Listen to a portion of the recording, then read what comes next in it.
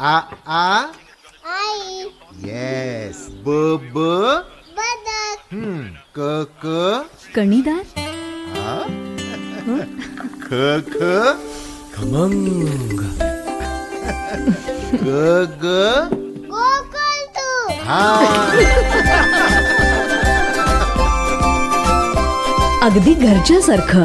कणीदार खमंग म्हणजेच गोकुळ तूप.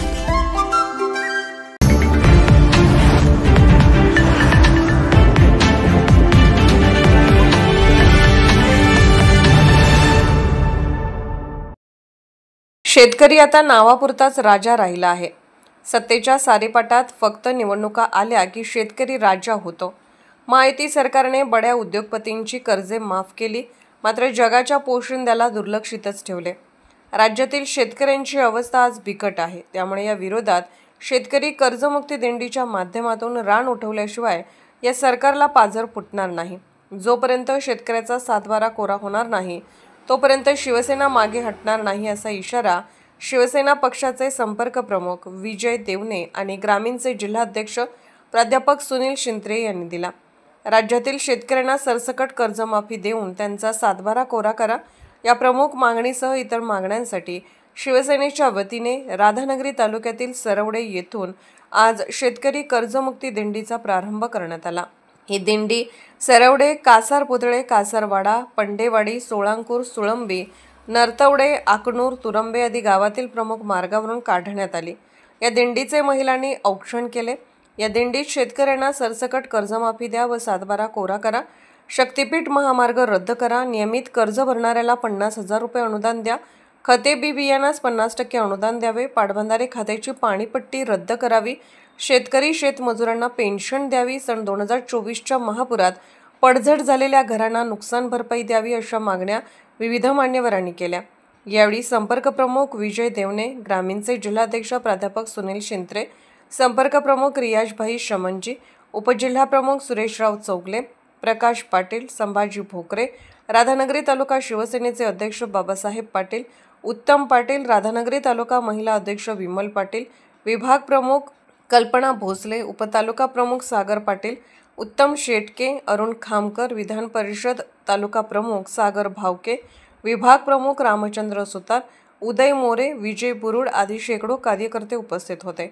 आभार उपजिल्हा प्रमुख सुरेशराव चौगले यांनी मानले. कोल्हापूरहून दर्पण न्यूजसाठी अनिल पाटील. विधानसभेच्या वचननाम्यात जाहीर केल्याप्रमाणे 1 वर्ष पूर्ण होत आलं तरीही शेतकऱ्यांना सरसकट कर्जमाफी दिलेली नाही आणि 50,000 रुपये अनुदान दिलेलं नाही आहे. म्हणून या दिंडीचं नियोजन केलं. पण हे सरकार भांडवलदाराचं, अदानी आणि अंबानीचं सरकार आहे, महायुतीचं सरकार नाही आहे. या सरकार भांडवलदाराच्या बरोबर जाणार आहे. मुंबईमध्ये धारावीची झोपडपट्टी पाडणारे हे सरकार आहे. शक्तीपीठ महामार्ग करून लोकांच्या जमिनी काढून घेणारे हे सरकार आहे. म्हणून आम्ही शेतकऱ्यांची कर्जमाफी मिळेपर्यंत कोणत्याही परिस्थितीमध्ये हे जनआंदोलन थांबणार नाही. साहेब, तुम्ही या दिंडीमध्ये अनेक मुद्दे घेतले, कोणकोणते मुद्दे ह्याच्यामध्ये आहेत प्रामुख्याने? यामध्ये प्रामुख्याने असं आहे की उसाला आपला 3,000 ते 3200 FRP प्रमाणात आता भाव आहे. या भावाप्रमाणे आपला उत्पादन खर्च जवळजवळ 1,500 आहे. त्यामध्ये पाणीपट्टी आहे, त्यामध्ये तुमचं वीज मोफत मिळाली पाहिजे, पाणीपट्टी मोफत द्या. कारण अनेक वर्षापूर्वी छत्रपती शाहू महाराजांनी धरणं बांधली, पण अजूनही पाणीपट्टी घेतात. कशाकरता पाणीपट्टी घेतात? आणि खते बी बियाणाला 50% सबसिडी द्या. याच्यामुळे शेतीच्या उत्पादनाचा खर्च हा 500 रुपयावर टनाला येणार आहे. आणि त्यामुळं शेतकऱ्याच्या हातामध्ये जवळजवळ 2700 ते 2800 रुपये मिळतील. आणि शेतकऱ्याच्या हातात पैसा आला तर महाराष्ट्राचे आर्थिक चक्र जोरात फिरायला सुरू होईल. शक्तीपीठाच्या विषयाचा तुम्ही मुद्दा उचलून धरलेला, परंतु शेतकरी सुद्धा त्याला पाठिंबा देताना दिसतात. काय सांगाल याबद्दल? भारतीय जनता पक्षाचं सरकार एक लक्षात ठेवा तुम्ही की सत्तेतले मंत्री आहेत आणि सत्तेतलेच मंत्री परत त्यांचेच आमदार आंदोलन करतात. म्हणजे बीडची जर घटना बघितली तर बीडमध्ये सत्ता कोणाची आहे? भारतीय जनता पक्षाची आहे. आणि आंदोलन कोण करते? भारतीय जनता पक्षाचे आमदार करतात, धस करतात. त्यामुळं या नियोजनामध्ये सरकारनं ही पेरलेली एक एजंट यंत्रणा आहे. जे सातबारे दिले, आता काही सातबारे त्यांनी दिले म्हणून कलेक्टर ऑफिसला सांगितलं, त्यावेळेला इथले काही आमदार तिथे गेले होते. पण आम्ही जेव्हा कलेक्टर विचारत तेव्हा एकही सातबारा मिळालेला नाही. कुठलं समर्थन?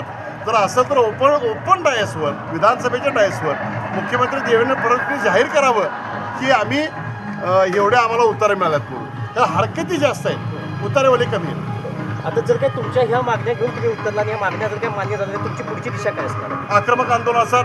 शिवसेना पक्षप्रमुख उद्धव बाळासाहेब ठाकरेंनी मातोश्रीनं आदेश दिला आहे की ठिणगी पेटवा कोल्हापुरातनं.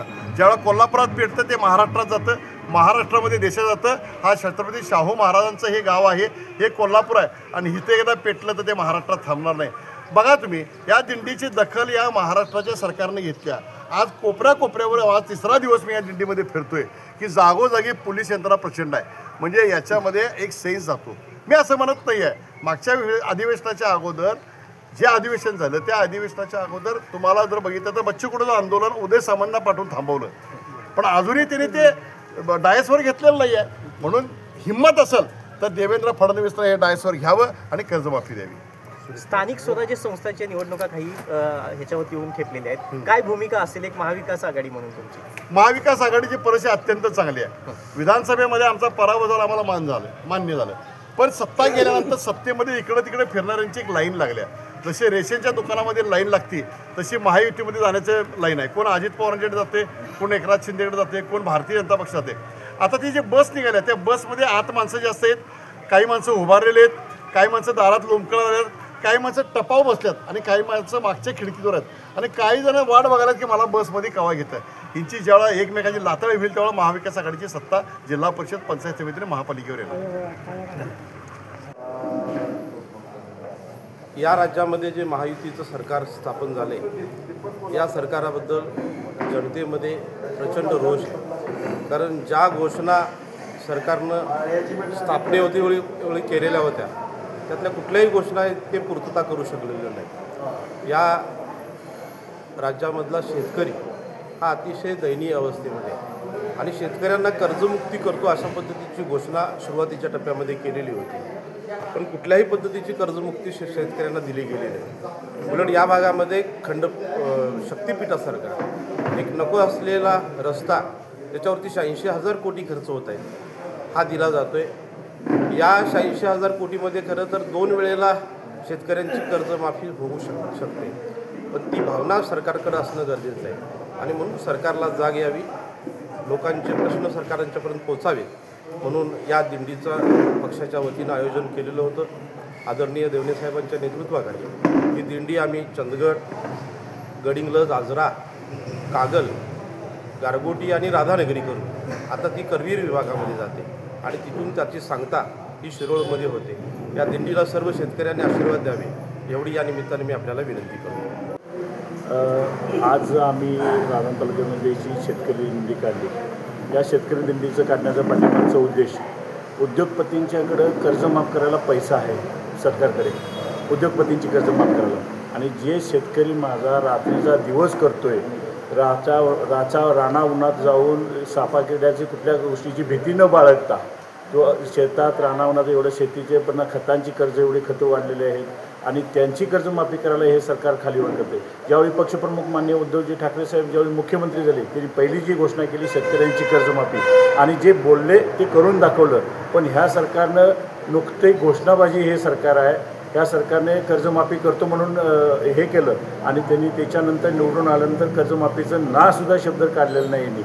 आणि ह्या सरकारला आमचा हेच उद्देश आहे की तुम्ही मान्य आमच्या राधान तालुक्याच्या वतीनं आम्ही शेतकऱ्यांची बाजू सांगत असताना आम्हाला राधान तालुक्यामध्ये शेतकऱ्यांची कर्जमाफी व्हावी म्हणून हा मोठा मोर्चाचं नियोजन आम्ही भविष्यात करणार आहे. आणि शेतकरी दिंडी एवढ्यासाठी काढली जे रस्ते करायला यांच्याकडे पैसे आहेत पण शेतकऱ्यांचे कर्ज माफ करायला सरकारकडे पैसा नाही. महाराष्ट्रामध्ये महायुतीचं सरकार आहे आणि हे महायुतीचं सरकार स्थापन झाल्यानंतर त्यांनी सगळ्यात पहिल्यांदा या शेतकऱ्यांना कर्जमुक्ती देतो असं जाहीर वचनामध्ये दिलं होतं. परंतु ते वचन न पाळता, त्या वचनाप्रमाणे न जाता हे सरकार हे ठेकेदारांचं सरकार असल्याचं सिद्ध झालं. त्याचं कारण असं आहे की या भागामधून एक शक्तिपीठ महामार्ग जायला लागलेला आहे आणि तो शक्तिपीठ महामार्ग 86,000 कोटी रुपयाचा आहे. आता 86,000 कोटी रुपये म्हणजे काही कमी रक्कम झाली नाही. ही कशासाठी आहे आणि कुणासाठी आहे? तरी ठेकेदारांसाठी आहे. हे असलेले यांचे जे ठेकेदार आहेत त्यांचं पोट भरण्यासाठी आहे, ह्या मंत्र्यांचं पोट भरण्यासाठी. आणि म्हणून हा शेतकऱ्यांना शक्तिपीठ महामार्ग नको आहे पण कर्जमुक्ती पाहिजे आहे. हे 2 वेळा कमीत कमी कर्जमुक्ती होऊ शकते, एवढा मोठं भयंकर हे एवढा पैसा त्या शक्तिपीठामध्ये वापरला जाणार आहे. म्हणून सरकारला जाग यावी, सरकारनं हे वचन पाळलं पाहिजे. म्हणून शिवसेना पक्षप्रमुख उद्धवजी ठाकरे यांनी काही दिवसापूर्वी मिटिंग घेतली आणि ही शेतकरी दिंडी निघावी म्हणून त्यांनी सगळ्यांना कोल्हापूर जिल्ह्यातल्या पदाधिकाऱ्यांना बोलवून सांगितलं आणि त्याप्रमाणे कोल्हापूर जिल्ह्यातील चंदगड येथून ही शेतकऱ्यांची कर्जमुक्तीची दिंडीची सुरुवात झालेली आहे. आता ही कर्जमुक्तीची दिंडी जी चंदगडमधून सुरुवात झालेली आहे ही ती जवळजवळ महाराष्ट्राच्या टोकात जाणार आहे. त्याची सुरुवात चंदगडमध्ये झाली, चंदगडमधून गडिंग्लजमध्ये आली, गडिंग्लजमधून भुदरगडमध्ये प्रकाश पाटील उपजिल्हाप्रमुख आहेत त्यांच्या नेतृत्वाखाली निघाली, इथं सुरेश चौगले आहेत उपजिल्हाप्रमुख त्यांच्या नेतृत्वाखाली निघालेली आहे. असंच पुढे करवीर पन्हाळा करत उद्या नरसिंहवाडीला सांगता होणार आणि त्याच्या पुढं मग ती जयसिंगपूरवरून सांगली सातारा च्या पुढे असं ती जात राहणार आहे. खरं म्हणजे ह्या सरकारला जरा तरी लाज वाटली पाहिजे. शेतकरी हा पोशिंदा आहे. आपला भारत कृषीप्रधान देश आहे आणि कृषीप्रधान देशामध्ये शेतकऱ्यांशिवाय आपण राहू शकत नाही.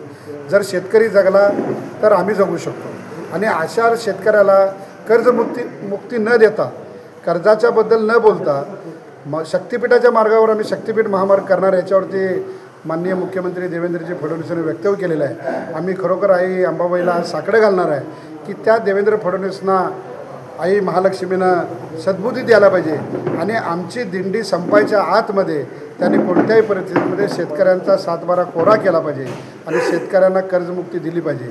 जोपर्यंत ही कर्जमुक्ती मिळणार नाही, जोपर्यंत शेतकऱ्यांचा 7/12 कोरा होणार नाही, वीज बिल माफ होणार नाही, शेतकऱ्यांना वीज बिल माफ दिली पाहिजे, पाणीपट्टी कमी केली पाहिजे, हे सगळ्या घोषणा जोपर्यंत पूर्ण होत नाही तोपर्यंत उद्धव बाळासाहेब ठाकरे यांच्या नेतृत्वाखाली ही शिवसेनेची कर्जमुक्ती दिंडी शेतकऱ्यांची ही चालूच राहणार.